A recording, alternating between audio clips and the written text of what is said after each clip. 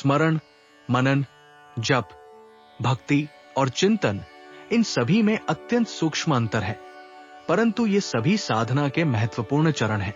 स्मरण का अर्थ है शिव जी के किसी भी स्वरूप, उनके गुण, उनके जीवन के प्रसंग, उनकी दिव्यता, ऐश्वर्य और महात्म्य को निरंतर याद करते रहना। ये स्मृति पर आधारित प्रक्रिया है, जिसमें साधक बार बार शिव से जुड़ता है। मनन का अर्थ है उन्हीं बातों को मन में बार बार गहराई से विचार करना। ये केवल याद करना नहीं, बल्कि उन भावों को मन में स्थापित करना और उन्हें आत्मसात करने का प्रयास है। जप में शिव जी के नाम या मंत्र का बार बार उच्चारण किया जाता है।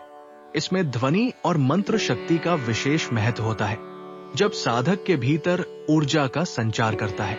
भक्ति पूर्ण समर्पण की अवस्था है, जहां अहंकार समाप्त हो जाता है और साधक स्वयं को शिवजी के चरणों में अर्पित कर देता है। चिंतन इन सब में सबसे गहरी प्रक्रिया है। इसमें साधक शिवजी के संपूर्ण अस्तित्व पर सकारात्मक, गहन और व्यवस्थित विचार करता है। चिंतन धीरे धीरे फल देता है, परंतु उसका परिणाम अत्यंत सटीक और सार्थक होता है। जब साधक शिवजी को मानसिक रूप से अपने सामने उपस्थित मानकर उनसे संवाद करता है, तो उसे अपने ही अंतःकरण से उत्तर प्राप्त होते हैं। शुद्ध और सात्विक चिंतन के माध्यम से निराकार ब्रह्मा की अनुभूति होने लगती है।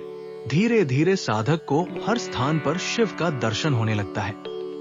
मनुष्य में, पशु पक्षियों में, वृक्षों में, यहाँ तक कि जड़ वस्तुओं में भी श्रद्धा से किया गया मानसिक पूजन, अभिषेक, जप और वंदन भी शिवजी तक पहुंचता है। कोई भी प्रार्थना व्यर्थ नहीं जाती, वो किसी न किसी रूप में स्वीकार होती ही है और साधक की आध्यात्मिक उन्नति करती है। चिंतन में मन, बुद्धि, चित्त और अहंकार सभी मिलकर साधना में योगदान देते हैं, परंतु इस मार्ग पर आगे बढ़ना गुरु कृपा के बिना संभव नहीं। गुरुदेव साधक को प्रेरणा देते हैं, मार्ग दिखाते हैं, कठिन परिस्थितियों में सहारा बनते हैं और भटकने से बचाते हैं। वे साधक के भीतर श्रद्धा और विश्वास को मजबूत करते हैं और आवश्यकता पड़ने पर उसे सुधारते भी हैं। गुरुदेव ही वो दीपक है जो आगे का मार्ग प्रकाशित करते हैं। वे साधक के साथ भी चलते हैं और मार्गदर्शक बनकर आगे भी खड़े रहते हैं। जब तक साधक अपने परम लक्ष्य तक नहीं पहुंच जाता, गुरुदेव उसकी जीवन यात्रा को संभालते हैं। वे साधक को अंतर्मुखी बनाकर उसे उसके वास्तविक स्वरूप की ओर ले जाते हैं। यदि गुरुदेव की कृपा हो तो चिंतन के माध्यम से साधक महादेव के साथ एक सजीव और सात्विक संबंध स्थापित कर सकता है।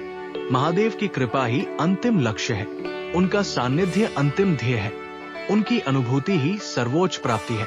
उनके निराकार स्वरूप की समझ उनके आशीर्वाद के समान है और उनकी सर्वव्यापी उपस्थिति का अनुभव एक दिव्य वरदान है।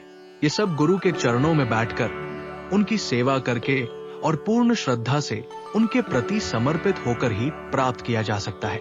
गुरु ही महादेव तक पहुंचने का माध्यम है। गुरु की कृपा के बिना महादेव को आत्मसात करना न केवल कठिन बल्कि असंभव है।